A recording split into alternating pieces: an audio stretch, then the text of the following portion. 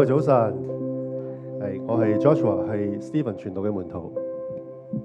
我係 Bella，我係 SK 傳道Joyce 小組嘅組員。好感恩我哋今次有呢個咧為期7日嘅短宣啦，我哋咧浩浩蕩蕩一共5個人嘅亞門611大軍啦，去到北海道札幌嘅恩慈611，即係 Headset 611去服侍啦。其實由最初報名去參加呢一個短宣嘅時候咧，心入面都有好多疑惑啊，因為得我哋5個人，到底我哋服侍做到啲乜嘢呢？同埋當地嘅弟兄姊妹真係因着我哋嘅服侍得到幫助嗎？但係好感恩啦，今次短宣好似頭先牧師分享啦，真係處處都有神嘅同在啦，並且係對我哋服侍嘅恩賜啦、生命啦，都係有一個好大嘅提升嘅。今次我服侍當然主要係負責英文翻譯啦。咁其中一個好主要嘅服侍就係我係要負責咧用英文去教我哋亞門611嘅特產就係 YouTube 敬拜琴語錄，係啦。咁好感恩啦，即係我哋能夠呢個咧 YouTube 敬拜琴語錄今次咧能夠係繼續咧衝出海外咧，並且咧生成呢個英文同埋日文版嘅。頭先都見到啦，係啦，我哋其實教琴語錄之前咧，其實我哋係做咗一個40分鐘 YouTube 琴語錄敬拜嘅示範嘅。咁就由 Stephen 啦，有我啦，負責帶敬拜禱告啦。咁我哋嘅禱告咧係要用英文嘅。咁幫我哋翻譯就係佢哋嘅一個傳道叫 Yohani 傳道啦，用英文去轉做呢個日文。但係好感恩啦，即係雖然有語言嘅障礙啊，但係咧讚美之泉咧係十分之好嘅，因為佢嘅 YouTube 咧係有日文咧係有歌詞咧係有英文字母係可以咪嘴啊，所以我哋跟住唱嘅時候咧，即係依然都係可以將呢個敬拜嘅喜樂氛圍帶到落嚟啦。同埋咧，我深深見到其實當我哋全心去擺上敬拜嘅時候咧，神嘅同在真係好大喺我哋當中。我見到咗好幾位嘅弟兄姊妹敬拜當中都有流淚啦，深深被神觸摸啦，得着釋放咯。同埋敬拜之後，我哋就開始琴語錄嘅課程教導啦。咁我見到咧佢哋嘅牧師啦、岩山牧師啦，甚至乎佢哋好多嘅弟兄姊妹啦，都好踴躍問咗好多嘅問題。我見到佢哋心入面咧係好想去嘗試呢個 YouTube 敬拜琴語錄。同埋我見到岩山牧師咧，因着我哋呢一個嘅課程嘅分享啦，我覺得佢係揾到好盼望，因為覺得好似揾到個突破點，係可以點樣去透過 YouTube 嘅敬拜琴語錄啦，去讓弟兄姊妹興起嚟，同埋咧再次復興咧教會呢個禱告嘅火咯。所以咧係好感恩，係神量俾我哋亞門611呢一份咧，係能夠成為好多中小型教會嘅祝福。因為點解咧？其實好多中小型教會好似 Headset 611咁，佢哋人唔多，所以其實佢哋好難好似舞堂咁樣咧，去有一個完整嘅一個音樂手嘅團隊去敬拜嘅。所以其實佢當佢見到我哋，哇！原來 YouTube 敬拜琴語錄係都可以係做到一個咁好嘅果效咧，即係可以讓佢哋喺人手好有限嘅情況底下咧，依然咧可以係維持呢個琴語錄嘅服侍嘅。咁除此之外啦，我做有呢個英文啦，主日講道嘅分享服侍啦，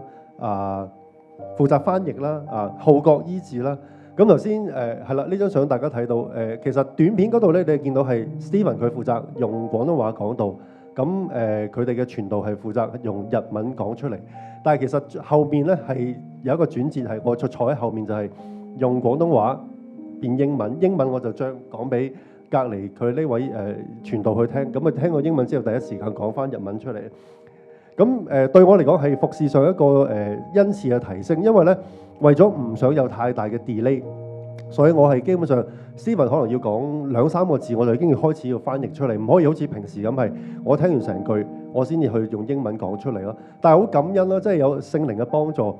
整個翻譯咧，基本上其實係聽唔到係中間係有呢個 delay 嘅，係好似係即時日文轉翻英文廣東話轉翻日文出嚟咯，所以好感恩係有神嘅帶領喺當中。咁喺今次短宣咧，我就係負責拍攝啦。咁喺拍攝嘅成個過程，其實自己都大經歷到神嘅同在，包括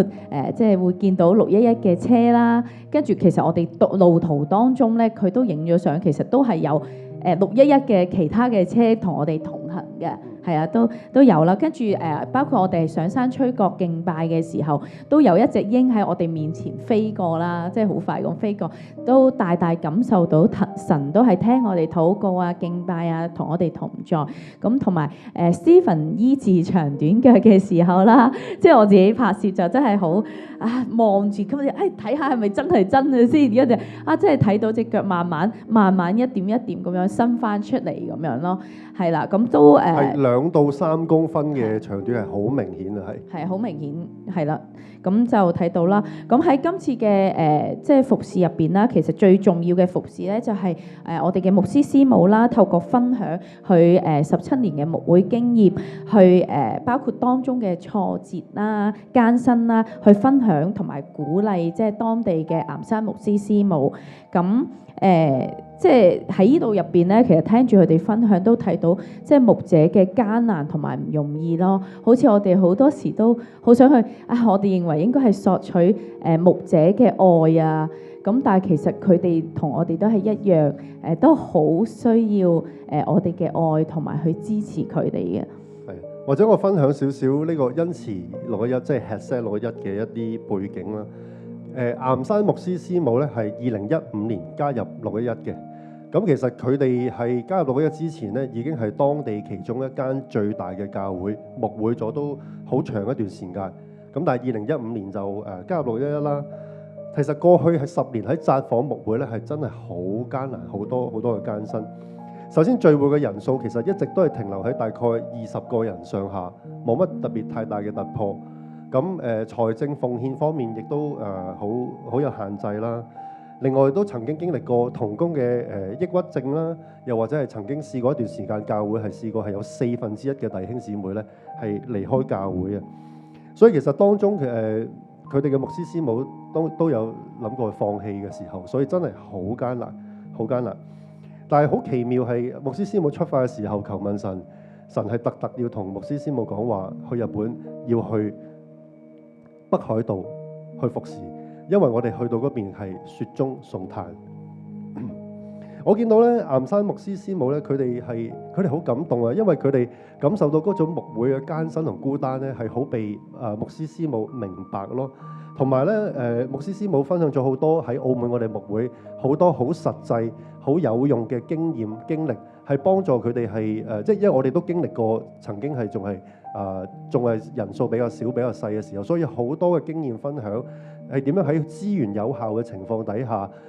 興起弟兄姊妹服侍啦，又或者係揀選同工咧，好多呢啲嘅經歷咧，岩山牧師師母都覺得非常之有幫助咯。所以真係好感恩，係好似牧師曾經講，17、18年喺澳門好多嘅經歷艱辛，但係今日係成為其他分堂牧者嘅祝福。咁透過咧，我哋牧師師母向岩山牧師師母嘅生命分享咧，特別係夫妻之間嘅相處啦，咁對我哋生命都好大嘅幫助嘅。咁首先係即係 Aria 師母咧，向岩山牧師師母去分享佢示範佢哋點樣去即係處理對方嘅情緒啦。咁因為我自己都唔係一個即係會接納人哋情緒啊，或者去自己好識表達情緒嘅人，所以當日即係師母牧師去示範，即係譬如話當牧師唔開心嘅時候，可能師母就會同佢講話：我係咪講咗一啲咩令到你唔開心啊？咁呢方面我都真係要好好學習嘅，因為每一次我哋嘈交嘅時候咧，我其實都唔會覺得係我講咗啲咩，即係可能我知道，但係我又唔會去特登去咁樣講，我會即係覺得係佢小氣啦，佢執着啦，唔關我事咁樣。咁而家都即係睇到佢哋嘅助佢表達佢嘅情緒啦。咁係啦，咁跟住師母即係都分享到，作為妻子其實最需要咧讓權柄知道乜嘢係佢哋應該係負責嘅責任咯。因為喺我嘅角度，其實覺得丈夫平時工作咧係好忙碌嘅，所以工作以外其他事情都應該係由我去負責。咁變咗久而久之，其實自己都會覺得承擔好多，覺得佢好似冇做任何嘢咁樣。咁所以喺一方面都要學習，讓佢去成長，讓佢都去負擔，即係可能去工作以外其他我哋一齊生活上邊嘅事情啦。咁對我自己嚟講咧，係見到牧師個生命咧，係對阿岩山牧師師母係帶嚟好有力嘅一個激勵啦。因為我哋牧師其實係透過呢啲分享好多過去牧會嘅經歷艱辛當中啦，但係牧師依然係見到係對神嗰個侍奉係依然都係充滿熱情、